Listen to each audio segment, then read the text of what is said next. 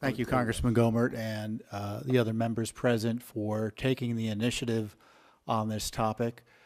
It's clear, unfortunately, the leadership of both parties isn't terribly interested in highlighting and exposing the soft underbelly of the maladministration of House resources that has been exposed by the Awan brothers scandal. And I'd like just to highlight some of the issues I think that we ought to be thinking about and talking about and questions we need to be asking.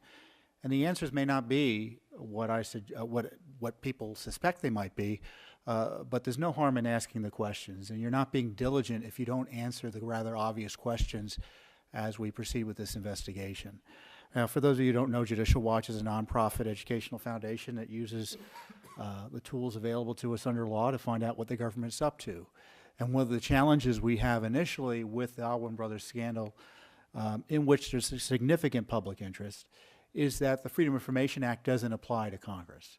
And I understand there are constitutional concerns about making it apply broadly to Congress, but one of the issues here is about the administration of the House and how employees are handled, how equipment's handled, and the basic running of the operations of the House of Representatives.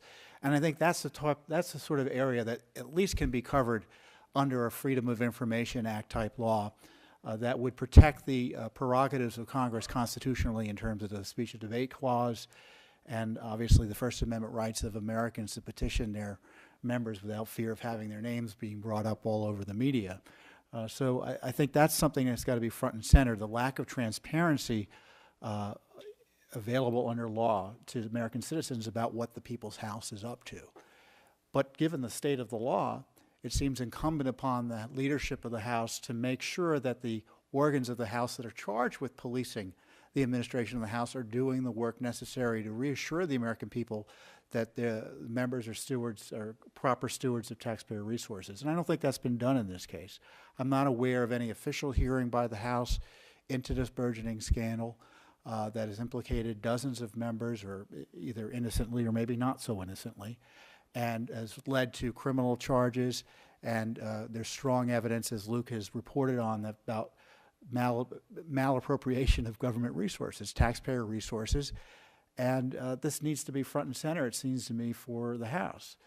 You know, I recall, I've been around Washington, I don't want to admit to this, long enough to remember the last time the rules of the House were brazenly violated by a party. And that was during the check hiding scandal back in 1994. And those where the rules were violated, you know, there was no policing, and it led to the Democrats losing control of the House. And in this case, ironically, the Democrats are most directly affected, but it's the Republican majority that is charged with making sure the rules are being followed. And it doesn't seem to me like they're doing the work necessary to reassure the American people that they take potential criminal activity by staff members of the House and potential hiding of that criminal activity by members seriously. The national security issue is something that is obvious front and center here. There's enough evidence to ask questions about it. And my concern is that the Justice Department is afraid to raise the issue initially, because this is essentially what happened. I don't know if we've had a summary of the scandal, but a family of individuals, Pakistani in origin, who are naturalized American citizens, I think all of them, have been working in the House for a large number of Democrats in violation, seemingly, of rules about how employees are managed by offices. Essentially, you had 4 or 5 people working for 40 House offices. That's not the way it's supposed to work. You can't check to see what the individuals are doing work-wise, and it led to breaches of secure information, evidently, all over the place, at least on the House Democratic side. And so since then, we've had evidence that they were in contact with some Pakistani officials, and there were aliases used, all sorts of red alerts in terms of a national security impact. And of course, the data being moved in large quantities also suggests something wrong. And evidently, to even raise that question is something that's controversial. And it seems to me that ought to be a basic question. It could be something as simple as a Pakistani family, American family of Pakistani origin, took advantage of lax oversight by House administrators to steal money, to steal equipment, or to use it as a place or a vehicle for which to defraud banks. It could be as simple as that. But frankly, when it comes to political crimes with a political component, I fear the Justice Department is going to fear to tread.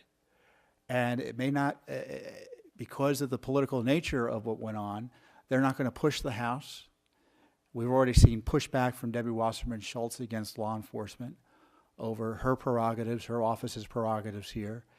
And I fear the Justice Department is going to be fearful of raising these issues with the House for fear of embarrassing the leadership of both parties. And that's something we need to kind of push the Justice Department on, that they don't undercharge or under-investigate this for fear of the consequences that will happen if they push further and find something that no one wants to find, which is a national security threat at our breasts here in the House. And of course, there's this basic issue of who's watching the store. Hundreds of thousands of taxpayer dollars have gone missing through equipment. People, when they communicate with their House members, often communicate the most private information, as sensitive as anything the IRS has or anything that your health doctor, your health care provider has. If you've got a problem with your Social Security or your VA benefits, you provide your Social Security information, you provide other sensitive personal data and confidential health data and data about your situation, and that material could be on your members' servers. All that could have been breached here. So not only is the confidentiality of the House proceedings at issue here, but the privacy interest of who knows how many Americans have been breached as a result of this lackadaisical attitude. And secondly, we've got the issue of whether or not the process for accountability here is working. I shouldn't say secondly, and maybe seventhly. Where are the committees?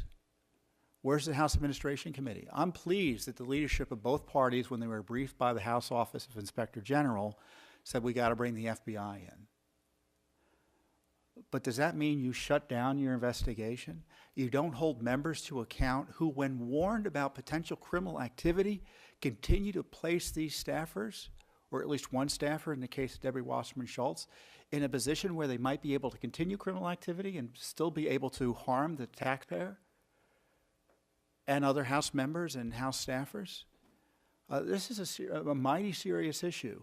And I tell you, I don't know whether the alleged DNC hacks and some of the hacks we've seen recently are tied to the Pakistani family crime ring that we have found here in the House. But to the extent Mr. Mueller is doing a competent job, it seems to me he'll want to at least ask some questions to see if there's an intersection between the hacks of Democratic officials, including Debbie Wasserman Shultz, and this and the Awan family crime ring. And again, I don't know, it could be all very easy answers to the questions I'm raising, but I don't think there's an easy answer to the fact that this House has failed to police itself, and it's left itself susceptible to being defrauded by crooks. And you've got to wonder, is this just the tip of the iceberg? I know Republicans have made much of the fact that this is a Democratic issue. Given the way the rules are, who knows? Are there similar situations in the House staffing? I don't know. On the Republican side, I don't know. And this is why it's important that you all push this.